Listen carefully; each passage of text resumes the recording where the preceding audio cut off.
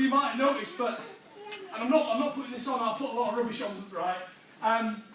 Seeing Chris recite a speech in such a way, it honestly moved me.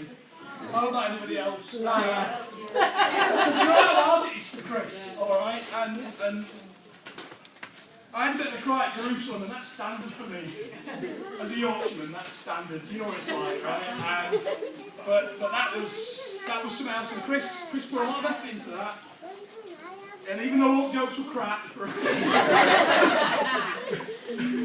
that was brilliant. I love that. I've got my speech notes on my phone, so forgive me, first of all, for losing them. Oh, it looks like I'm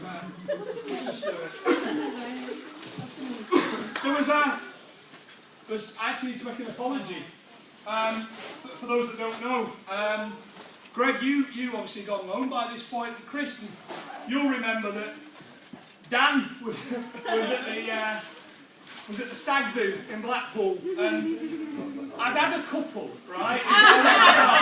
And most stories start that way, don't they, Chris? And I had a couple, and someone said, let's get some cans. Well, it wasn't me. Someone said, let's go on the beach. It wasn't me. Someone said, let's get Nick. No, they didn't. But what basically happened was,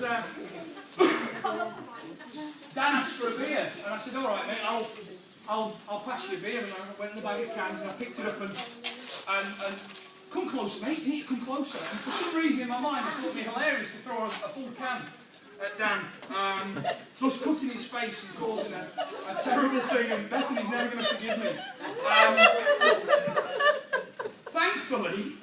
Thankfully, there was never going to be a repeat of that tonight. No one at any point was ever going to throw an open can at... Oh, God.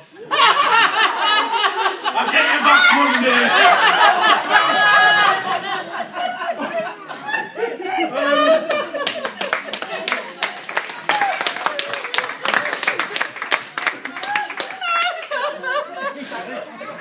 What can I say? His head's a big target. Oh!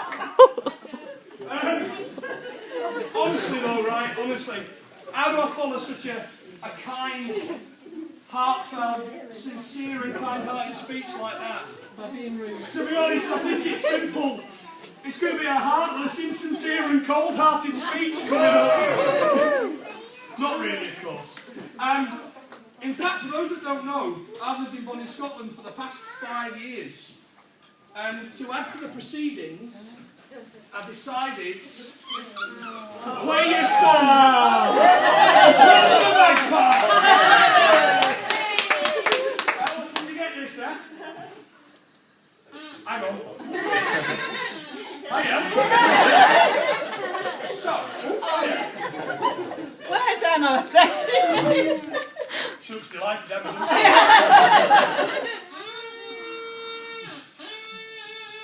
Oh, that's not going to work.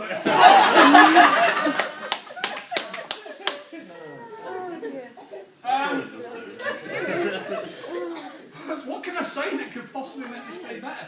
Nothing, absolutely nothing. But doesn't Emma Michelle look beautiful, honestly? Doesn't she look beautiful? Yay!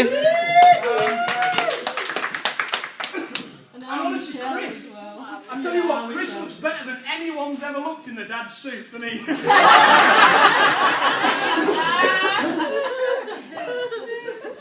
The one thing I've always known about Chris, actually, and for those that aren't from Bradford, it's a great story.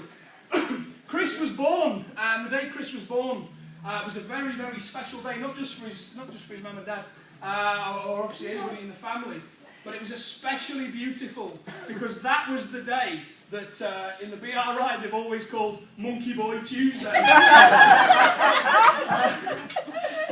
Still to this day, especially when you consider how ugly some kids from Bradford are. Sorry, Dave. Born in St Luke's. I'll spell in Bradford, it was. Yeah, right. Ruining it. But joking aside, I've known Chris since we were 9, and a few of you will know this story. And the first day we met was the first day at middle school. And I sat next to Chris at school, and I'll never forget that I train customer service and communications for a living. and we talk about what's called rapport building, which is basically building a relationship with somebody. And Chris is the greatest exponent of this, and there's no joke to this. He sat down beside me and he'd got Clark's shoes, and some of you remember Clark's shoes, lads' shoes, used to come with stickers, like monster truck stickers that you stuck on your shoes. And he turned to me and he says, "My name's Chris. Do you want the sticker?" And I went, "Can I have two?" Never the chancer. And I was the awkward kid that wasn't from Bradford and you know, had recently moved there. I sounded foreign and obviously I had like 5 fingers instead of 6, so it was quite a, it was quite a different thing from Bradford. There's no doubt that Chris, that kind, loving kid that was 9 years old, has grown into this kind, loving man that will provide for his wife, his beautiful wife, and his beautiful, if not really noisy daughter.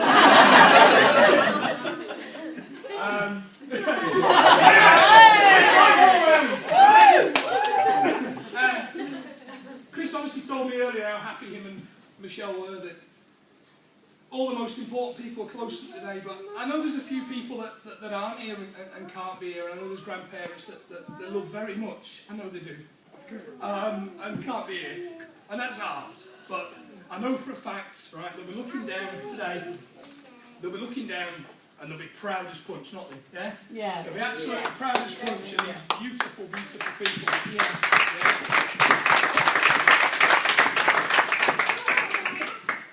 It brings me on to both mothers.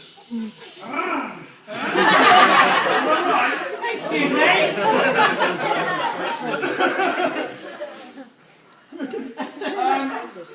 Absolutely.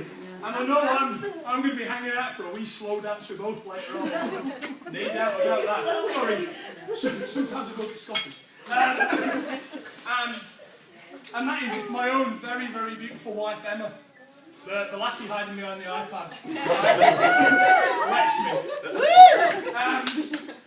She's the dulcet-toned Scottish lassie that drinks pints in one, right? So, Meet me at the bar later, thanks. Cheers. like a blackthorn, then a blackberry, right? But seriously though, as well, the dads and the gents as well. I'm thinking a proper Rat Pack photo shoot later on, boys. Yeah. Honestly, I'm especially humbled still to be here because I was invited by not only my best friend in the world, but probably the closest thing I've got to a brother. As a man that's got like tons of sisters. Sorry, Bethany, but you're like a close 12th or something. But for a man who talks in front of people, this speech has caused me the most worry of anything. You all know Chris and Michelle, so you know words can't do. They're wonderful characters or anything about them. A single word. I just can't say enough about them, but you know them, so you know I don't need to. Don't get upset. Christ, I didn't get this upset at my own wedding.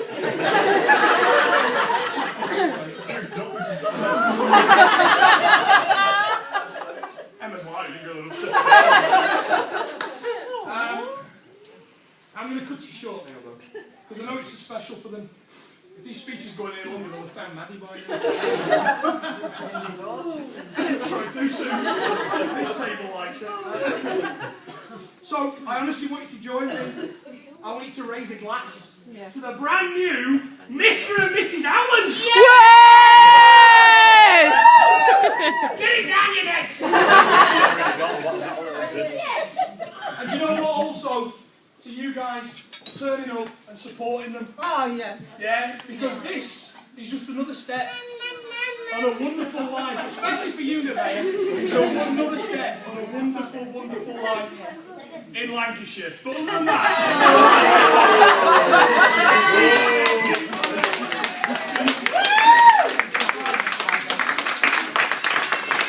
ladies, gentlemen, whoever, see if you want to cheat your wee dance later on, you don't mind a fat man with a beard doing the robot. We're in. All right. Oh, yes. Thank you very much. All the best to you. Oh, And again, Mr. and Mrs. Howland.